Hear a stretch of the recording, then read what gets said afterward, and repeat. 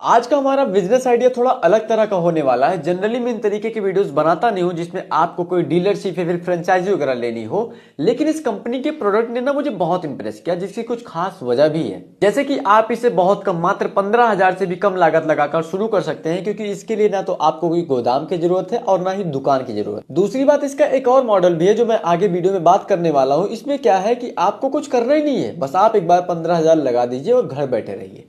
घर बैठे बैठे आपको हर महीने आपके 50,000 कहीं गए ही नहीं। और इसी दूसरे मॉडल पर काम करवाकर मैंने मात्र 12 दिनों में 25,000 रुपए कमा लिए। इसीलिए मैं आइडिया आपके साथ शेयर कर रहा हूं, क्योंकि ये बहुत ही जबरदस्त अपॉर्चुनिटी है और मैं खुद इसका एक्सपीरियंस भी हूं। देखिए मेरे साथ हुआ क्या, मैं आपको वो बताता हूं।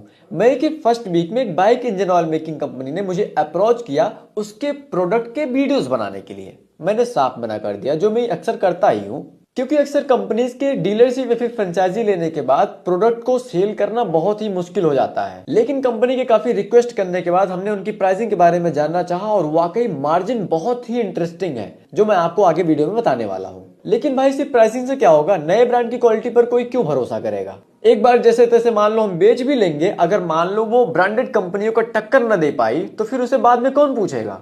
इस पर उन्होंने कहा कि हम आपको अपने प्रोडक्ट के कुछ सैंपल दे देते हैं और आप उसको पहले अपने बाइक में यूज कर लीजिए, आप उसको एक्सपीरियंस कर लीजिए, उसके बाद आप हमारे वीडियो बनाइए। और इसी बात पर कंपनी ने ऑयल्स की 4 बोतल मुझे कुरियर कर दिया। लेकिन अब सच कहूं तो मुझे खुद नहीं पता कि इस तरह के लुब्रिकेंट्स की क्वालिटी को कैसे पता लगाया जाए। तो मैंने क्या किया कि जब मुझे अपनी गाड़ी सर्विस करानी थी तो मैं अपनी गाड़ी लेकर के गया और 4 बोतल ऑयल के भी लेके गया। उसमें से 3 बोतल सर्विस वाले भैया को दे दिया और 1 बोतल ऑयल को मैंने अपने बाइक में यूज कर लिया।